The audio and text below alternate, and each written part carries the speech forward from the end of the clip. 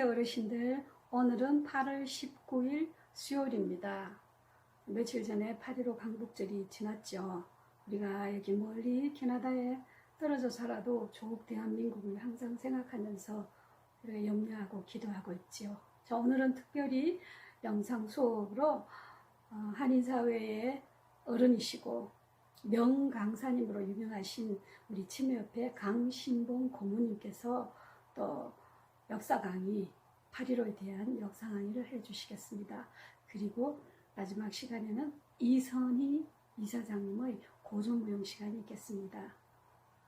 오늘의 순간이 내일의 역사가 됩니다. 날마다 우리가 행복한 시간으로서 아름다운 우리의 역사를 만들어 가시는 시간 되시기를 기원합니다. 자, 행복한 우리 오늘도 수업이 되시기를 기원합니다. 많이 참석해 주세요. 감사합니다.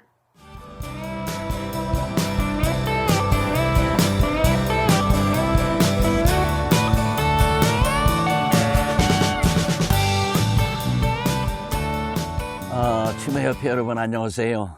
요새 이 코로나 때문에 참 고생이 많으시죠. 그래도 우리는 씩씩하게 열심히 살아야 합니다. 오늘은 8월 6일이에요. 오늘이 바로 무슨 날이냐 하면은 제가 지금 녹화를 하는 이 시간이 일본의 히로시마에 미국의 원자탄이 떨어진 바로 그날입니다. 오늘이. 그래서 8월 달을 한번 우리가 생각해보는 그런 시간을 갖기로 생각을 했습니다. 우리 8월이라고 하면은 우리 역사의 가장 획기적인 세 사건이 근대사회에서 있습니다. 그리고 바로 오늘 75년 전에 1945년 8월 6일 오늘 일본의 히로시마에 원자탄이 떨어졌죠. 그래서 미국이 첫 원자탄을 떨어뜨리고 일본이 항복할 것이다. 그렇게 생각을 했는데 3일이 지나도록 항복을 안 해요. 참 일본 사람들 독해요. 그래서 두 번째 원자탄이 떨어진 게 히로시마. 그 다음에 두 번째로가 나가사키. 나가사키가 9일 날입니다. 앞으로 3일 후에 두 번째 떨어지고 나서 일본의 천황이 손들은 거예요. 그래서 9일 날 떨어지고 불과 6일 후에 8월 15일 날 완전히 항복 문서를 사인한 겁니다. 그러니까 그런 사건들이 불과 열흘도 안 되는 사이에 원자탄 두 번이 떨어지고 이렇게 되고 또 그 사이에 또 무슨 일이 생기느냐 하면 조금 전에 원자탄을 미국서 만드는 게 7월 16일입니다. 미국이 그 당시에 구라파 쪽에서는 말이죠. 독일이 항복을 했어요. 그리고 소련이 독일하고 전쟁을 하고 이제 그러면 이 동쪽에 아시아 쪽에 와서 전쟁에 붙어야 되는데 그 당시에 미국도 지쳤지만은 소련도 지쳐 있었어요. 근데 얄타 회담에서 그게 얄타 회담이 45년 2월 달이에요. 미국, 그 다음에 소련, 영국 이 세 나라의 대표자들이 모여서 앞으로 어떻게 처리를 하자. 전후 처리 문제를 가지고 이제 상담을 했거든요. 그랬을 때에 우리 한국 문제를 좀 얘기해 보자고. 물론 세계적으로 복잡하죠. 일본은 어떻게 할 거며, 독일은 어떻게 할 거며, 그 점령했던 작은 나라들 어떻게 다 처분할 거냐. 그 중에서 우리 한국은 어떻게 할 거냐 하는 얘기가 그때 얘기가 나왔어요. 거기에서 한국은 종전 다른 나라 같이 국가가 아니었다 이런 얘기야. 왜냐하면 1910년도에 우리가 한일 합방을 했으니까 그러니까 그 당시부터 해방될 때까지가 만 35년이거든요. 그 기간 동안에 우리는 나라가 없었잖아요. 그렇지만 다른 나라들은 나라가 다 있었다고. 예를 들면은 구라파의 무슨 폴란드라든가 뭐 불란사라든가 독일의 히틀러가 점령한 나라들은 다 나라가 있다가 점령당한 거고 우리는 나라가 없다가 지금 해방을 맞는 거란 말이에요.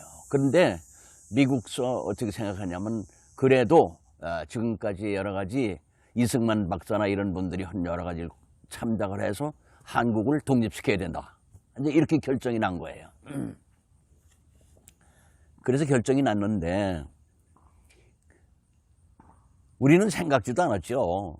뭐 35년 동안 그 식민지 생활을 하면서 우리가 전혀 3.1운동도 하긴 했지만은 독립할 희망이라는 게 1%도 없었습니다. 그렇게 어려운 그때에 미국이 한국을 독립시켜준다. 우리에게는 정말 아주 기가 막힌 기회가 온 거죠. 그러나 금방 일본이 항복을 안 하니까. 그래서 아무튼 소련하고 미국하고는 공산주의 대 민주주의 상국이기 때문에 소련은 오랫동안 공산주의를 했잖아요. 사실은 미국은 생각하기를 소련이 아시아 쪽에 와서 일본을 쳐부시고 미국하고 같이 이제 2차 대전을 종전해야 되겠다 이렇게 생각을 하긴 싫어했어요. 미국 자체도. 왜냐? 소련 공산주의가 아시아 쪽으로 오는 걸 별로 좋아하지 않았단 말이에요. 그랬었는데 그래도 미국이 너무 지쳐있기 때문에 소련도로 빨리 참전을 해라. 그 2차 대전이 끝난 것이 8월 15일인데 얄타 회담 2월 달부터 소련다 그러는 거예요. 미국이. 여기 아시아 쪽에 일본도 쳐들어와서 여기를 전장을 거치하자. 근데 이 소련이 참전을 안 하는 거예요. 소련은 내내 참전을 안 했어요. 그래서 8월 6일 날 바로 오늘 75년 전에 원자탄이 히로시마에 떨어질 때 소련이 가만히 보니까 이거 위력이 대단하거든. 그 당시에 죽은 사람은 12만 명이라고 그러고 다친 사람들까지 전부 36만 명이에요. 그렇게 한 방에 한 도시가 다 나갔단 말이에요. 그래서 소련서 생각할 때 미국한테 참전을 아시아 쪽에도 자기들이 하겠다고 얘기는 했는데 자기들도 지쳐있으니까 불아파에서 전장에 지쳤단 말이야. 그러니까는 안 하고 살살 한마디로 그러면 꾀를 피는 거야. 그래서 미국이 혼자 일본하고 전장을 하겠거니. 그런데 원자탄 한 방을 맞고 미국이 히로시마에다가 원자탄 떨어뜨리니까 소련이 생각이 달라진 거야. 이제 참전을 좀 해봐야 되겠다. 일본 저걸 당장 넘어지니까 나도 참전했다는 그걸 하려고. 그래서 이 소련이 참전한 게 언제냐? 오늘 75년 전에 8월 6일 원자탄이 히로시마에 떨어졌는데 내일 모레 8일 날 소련이 참전을 하는 거예요. 그때. 그다음에 미국서는 일본이 아직도 손을 안 드는 거야. 그러니까는 그 이튿날 9일 날 나가사키에다가 두 번째 원자탄을 떨어뜨리는 거예요. 이제 그러고 나니까 일본이 이건 뭐 도저히 당해낼 길이 없으니까 이제 항복을 한 건데, 그럼 소련이 어떻게 되느냐? 소련이 참전한다고 그러니까는 소련하고 북한 땅은 우리 한반도하고는 붙어 있습니다. 그러니까 소련이 극동군이 말이죠. 어디에 있었냐면 그 당시만 해도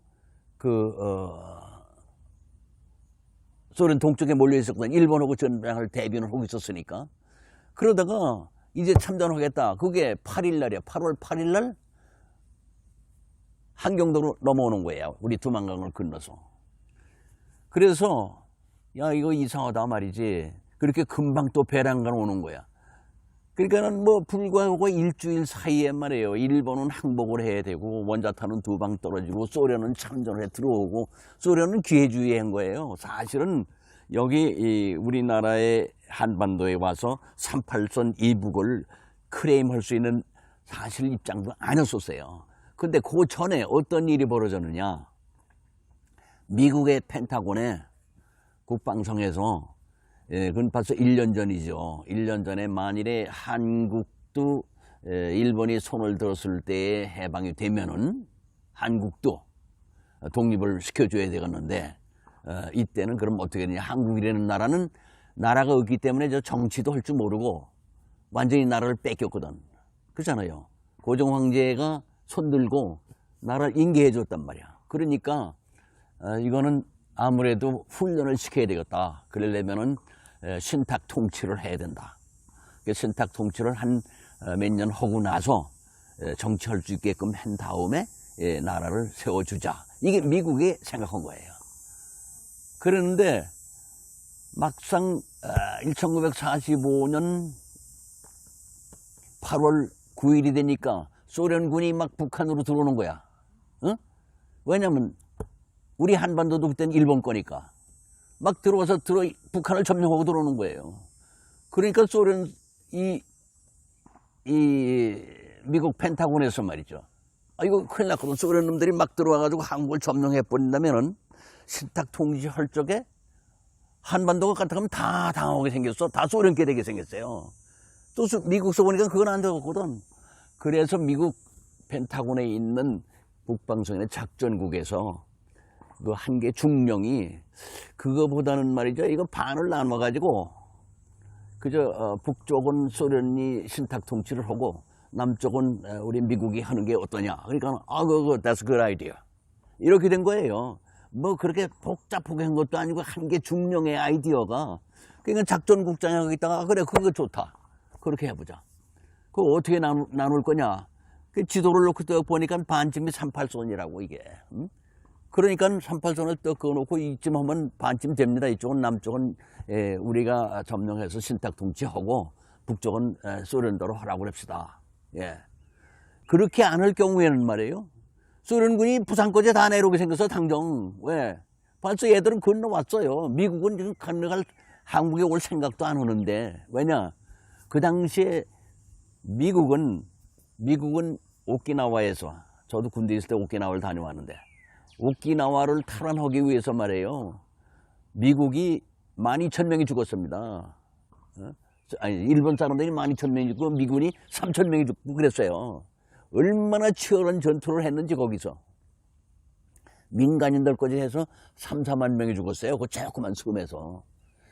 이렇게 어려운 그 때였거든. 그러니까 미국서도 우리가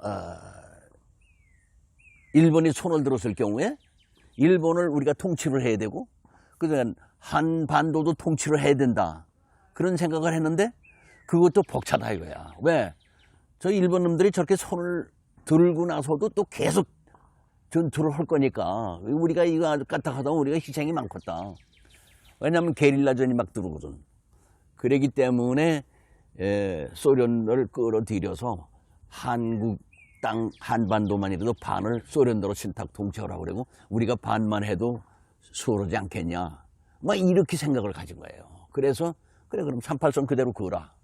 이렇게 그냥 불과 그 작전국에 몇 사람이 앉아서 얘기해가지고 그렇게 하면 되겠다. 이렇게 해서 단순하게 그어진 게 38선이에요. 뭐 복잡하게 뭐 회담한 것도 아니고.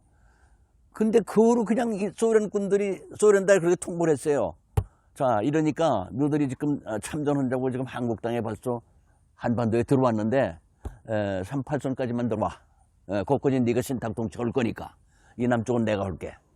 그러니까 소련서 저들은 말이야 전장도 안 오고 불과 하루 이틀 전장하고 나서 손들은 일본을 해서 거저 먹어 들어왔잖아. 자기가 참전했다는 거야. 8월 9일 날 벌써 일본 천황은 손들은 거예요. 그날 두 번째 얻어맞고 그랬는데 그 전날 소련군이 들어와 있었거든. 그게 소련군은 들어와서 내가 당당하게 지금 참전했다 이거야. 그러니까 한몫 달라 이런 식이라. 그래서 그럼 38선 이북을 통치를 신탁 통치를 네가 해라. 근데 그때의 소련서 솔직히 그 38선 이북은 그때 소련은 이미 공산주의가 팽배했는 그런 나라 아닙니까? 공산주의는 1917년도 오래전에 볼셰비키 혁명으로 해가지고 소련은 이미 공산주의에 굳어있는 나라고 1945년 됐지만 완전히 공산당으로도 잡았을 때예요. 중국도 공산당이 장개석이고 막 전장해가지고 장개석에 도망갈 그런 단계에 거의 와 있었다고 그때. 그러니까 공산당이 상당히 기세가 등등한데 북한에 들어왔어요. 그거로 와가지고는 말이야 신탁 통치하자고 그렇게 약속을 했는데 신탁 통치는 생각도 안 하고 그냥 아주 나라를 반을 딱 갈라놓고 38선을 막아놓고 여긴 내가 하는 거다 하는 식으로다가 북한을 김일성을 갖다 놓고 북한 나라를 만드는 거야. 그러니까 미국도 황당한 거죠, 사실은. 그러면 어떻게 해요? 신탁 통치를 몇 년 하기는 했으니까. 결국 3년을 했지. 그래서 1945년부터 48년까지 우리가 그렇게 신탁 통치를 당하고, 그 다음에 이제 독립을 했는데, 그때까지의 이 모든 이 절차를 이렇게 보면은 상당히 애매해요. 뭐 우리가 굉장히 주장할 수 있는 입장도 아니고, 또 38선이 왜 섰느냐, 뭐 대한민국이 어떻게 됐느냐, 이제 그런 문제점들이 있잖아요. 그런 걸 볼 때 우리가 지금 분명히 알아야 하는 거는 우리 한국 국민은 아무것도 모르고 있었다는 사실이라는 거야. 분명히 아는 건 뭐냐, 우리 국민은 몰랐어요. 우리의 운명에 대해서. 지금도 우리 국민들은 모르겠는 게 너무 많은 거야. 공산주의 앞에서는 우리는 항상, 특히 북한에 언제 소련이 들어오면서 자기들이 여기다 국가를 세우겠다고 그랬습니까? 그런 적이 없어요. 신탁 통치만 하기로 미국하고 약속한 거야. 그랬는데 그 후에 1958년도에 이제 유엔에서 이게 문제가 됐잖아. 신탁 통치가 끝나니까, 끝날 무렵인데 이 두 군데의 나라를 세워줘야 되는데, 그래서 유엔에서 그런 얘기를 했어요. 그러면은 이제 한반도를 통일해서 한 나라로 만들어서 국가를 세워주자. 이게 유엔이 주장하는 거예요. 그렇지. 유엔이 신탁 통치는 따로 했지만은 한반도에 한 나라를 해줘야지 갈릴 수는 없는 거다. 정치하고 신탁 통치는 다른 것이다.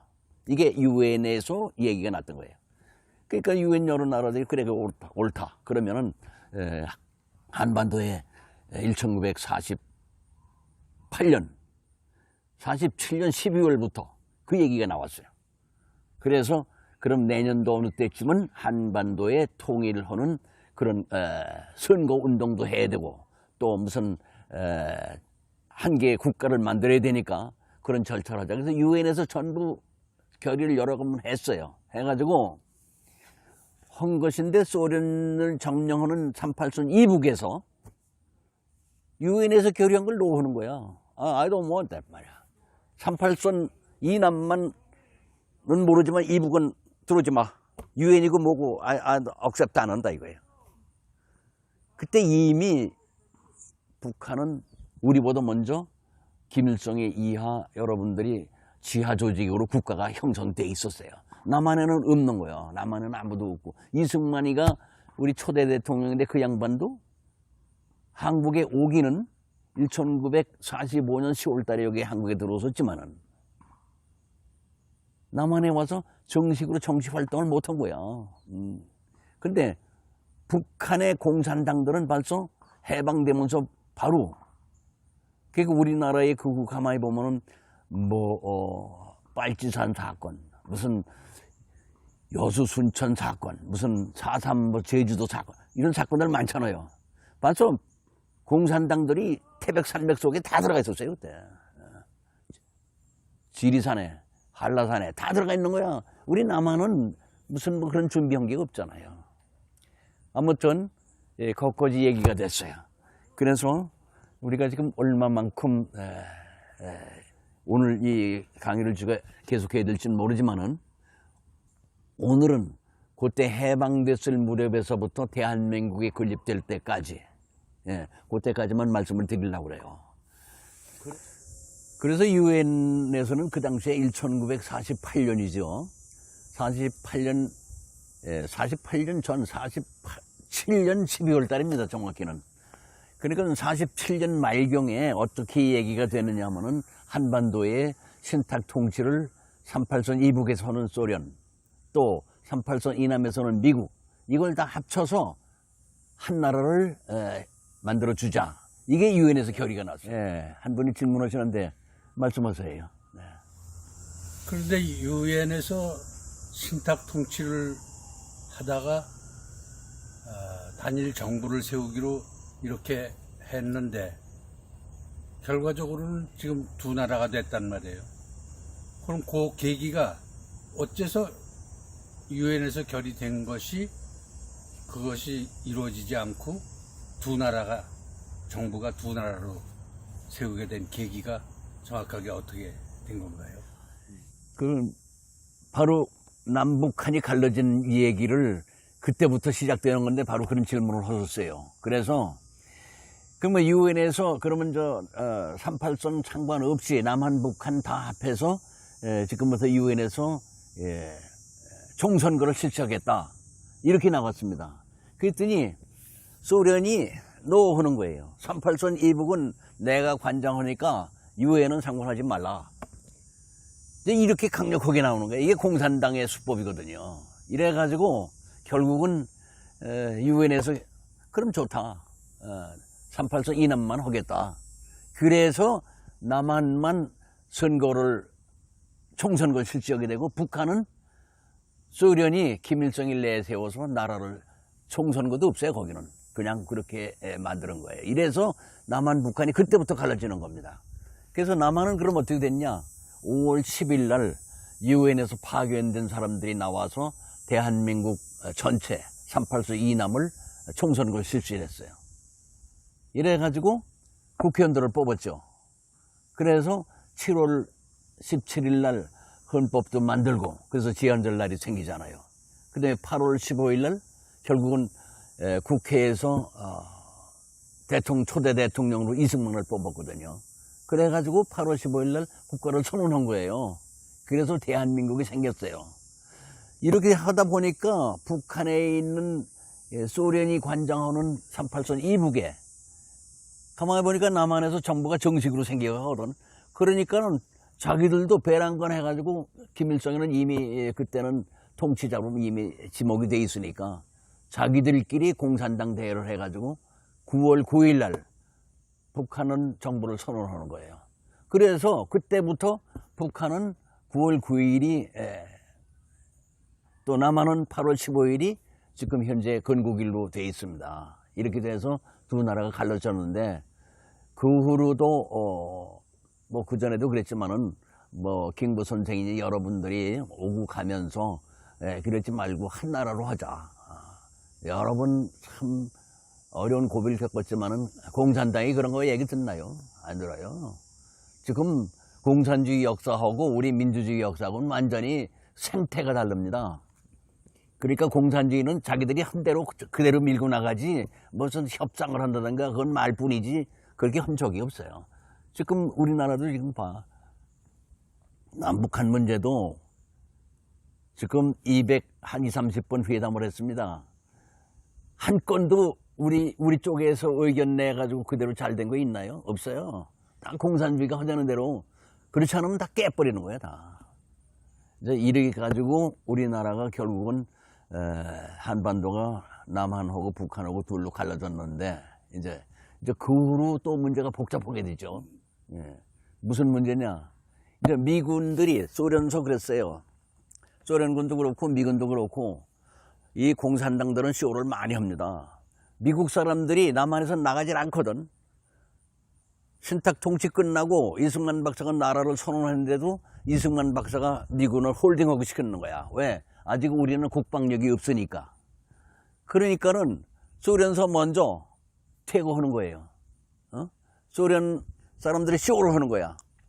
우리가 퇴거를 먼저 할 테니까 미국서 나가라. 그래서 소련서 먼저 나갔어요. 그러면서 김일성이 들어 그럼 네가 대통령인가 뭐 어떤 뭐라고 그래요. 하여튼 수령인가 이렇게 돼가지고 통치를 하고 남한에서는 이승만 박사가 이제 정식으로 선출이 되고 그래서 양국 대표자들이 나왔는데 근데 소련서 우리는 이제 손 들고 신탁 통치도 끝나고 모든 걸 김일성한테 맡겼으니까는 우리가 한다. 이미 김일성이는 그 전에 소련군 대위였었어요. 그렇기 때문에 그 사람은 소련에 대해서 와서 깊이 들어가 있는 사람이고 이승만 박사는 솔직히 그녀는 군인도 아니고 전투하는 사람도 아니고 그 사람은 민간인 아닙니까? 그렇기 때문에 이제 그러면 미국서 그 하지 중장이나 이런 그 신탁 통치하던 사람들이 우리가 이제 간다. 그러니까 이승만 박사도 간다는 게 좀 찜찜하긴 했지만 어쩌겠어요. 소련서 내거는 거야. 우리도 철수했으니까 너희도 철수해. 그래서 미국서 철수한 게 1949년이에요. 48년 8월 15일 날 우리나라가 생기고 그 이듬해에 소련군 나가고 우리 군도 다 나가는 거예요. 그러니까 한국은 공백 상태가 되는 거예요. 북한은 이미 김일성이가 군인 출신이기 때문에 와서 지하 조직으로다가 다 무력 조직을 해놨지만은 남한은 이승만 박사가 군인 출신도 아니고 1년 사이에 무슨 군대가 형성이 되나요? 안 되지. 그래서 미국 사람들이 해주길 바라는데 미국서 손 들고 나가니까 오케이 어쩔 수 없지 뭐. 자기들 임무 끝났다 그러고 가니까. 그래서 우리가 이제 그때부터 국방경비대라는 걸 만들어서 이제 이걸 하기 시작했어요. 그런데 이미 그 당시에 벌써 김일성이는 남한을 쳐내려올 것을 소련하고 다 합작하는 거예요. 그래서 이제 그 다음부터 이제 육료 사변이 이제 전개되는 거예요. 그때부터. 그러니까는 우리 남한은 전혀 맹문이로 가만히 있는데 북한은 벌써 소련군 철수하면서부터 모스크바에다가 북한 군대 대표자들을 보내가지고 어떻게 전장을 전개한다 하는 것까지 연구하고 있었어요. 그 당시에. 그 남한은 전혀 맹문이지. 아무것도 없이 말이야. 이제 군대를 조직하려고 그러는 단계에 있었고. 그러면 현재 좌파들이 얘기하는 남북 분단의 원인이 이승만이가 남한 단독 정부를 세웠기 때문에 북한도 또 따라서 북한 정부를 세우게 되고 이렇게 돼서 현재까지 남북한이 갈라지게 된 원인이 이승만이 남한 정부를 단독 정부를 세웠기 때문이라는 것은 전부 사실이 아니게 된 거죠. 예, 지금 질문하신 거에 대한 답변인데요. 솔직히 얘기해서 그 당시에 우리 한국의 대표자나 임시정부에 계시던 분이나 소련에 가 있던 김일성이나 이분들에 대한 의견을 유엔에서 그렇게 크게 비중 있게 다룬 것도 없어요. 보면은 우리는 그렇게 주장을 하고 지금 뭐 그분들이 우리 독립운동 하던 분들이 뭐 이렇게 저렇게 하자고 그래서 뭐 마치 나라가 이렇게 된 걸로 생각하는데 천만의 말씀이에요. 그 당시에는 유엔의 결의에서 한 것뿐이에요. 물론 우리들이 의견은 있죠. 이렇게 해달라 저렇게 해달라. 그 의견 없는 사람이 어디 있겠어요. 그렇지만 유엔에서 결의한 대로 우리가 움직였지 유엔에서 지금 한두 나라가 결의했습니까? 여기 유엔에서 대표해서 한국에 온 그 총선 그 감시단들이 말이에요. 아주 대단했습니다. 그 사람들이. 예? 그래서 그 사람들이 1948년 5월 10일 선거하기 전까지는요, 우리 한국 사람 의견은 뭐 이승만이가 무슨 뭐 남한 정부를 세웠다. 다 그 헛소리예요.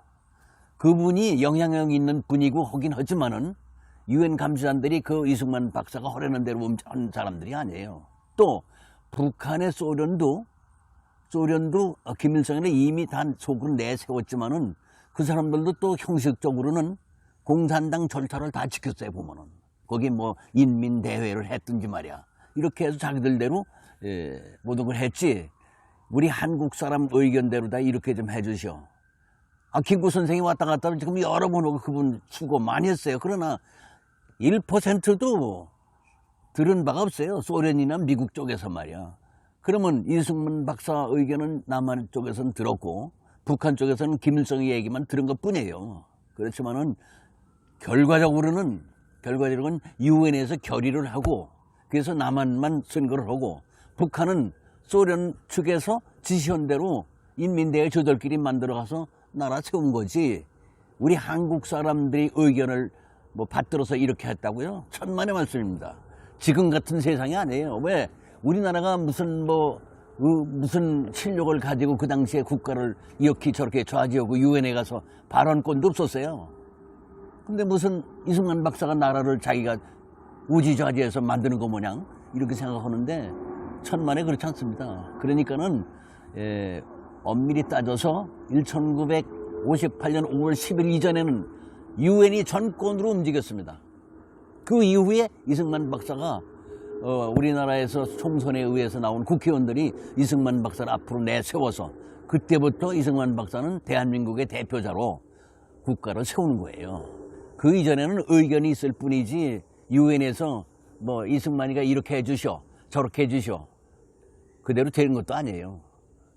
그것은 분명히 알아야 돼요. 그러면은 유엔에 있던 대표자들이 자기들이 그저 기분 나는 데라서 술이나 얻어먹고 뭐 이승만이한테 뭐 나라를 세워준 거 마냥 그렇게들 생각하는데 그거는 천만의 말씀입니다. 지금 좌파들은 그렇게 얘기하지 않아요. 마치 이승만 박사가 다 유엔을 우지좌지 해가지고 다 이렇게 만들어 놓은 걸로 그래.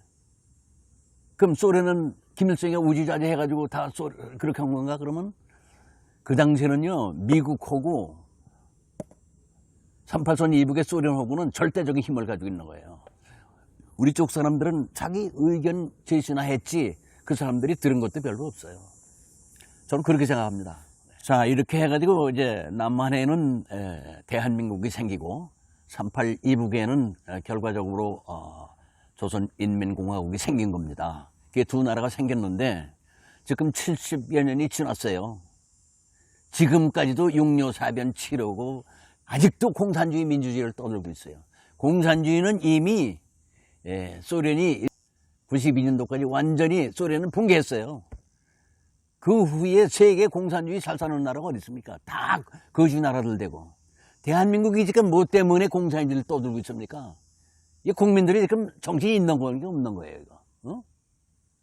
자본주의 해가지고는 다들 돈 잘 벌고, 공산주의는 중국까지도 자본주의를 도입을 해서 돈을 얼마나 잘 벌었어요. 얼마나 잘 살아요. 그런데 지금 우리는 다시 빠꾸 해가지고 공산주의로 하러 가겠다고요? 대한민국 국민들 정신 차려야 됩니다. 그러지 않으면은 우리는 비극은 또 계속되는 거예요. 자, 오늘 여기까지 말씀드리고 경청해 주셔서 고맙습니다. 감사합니다.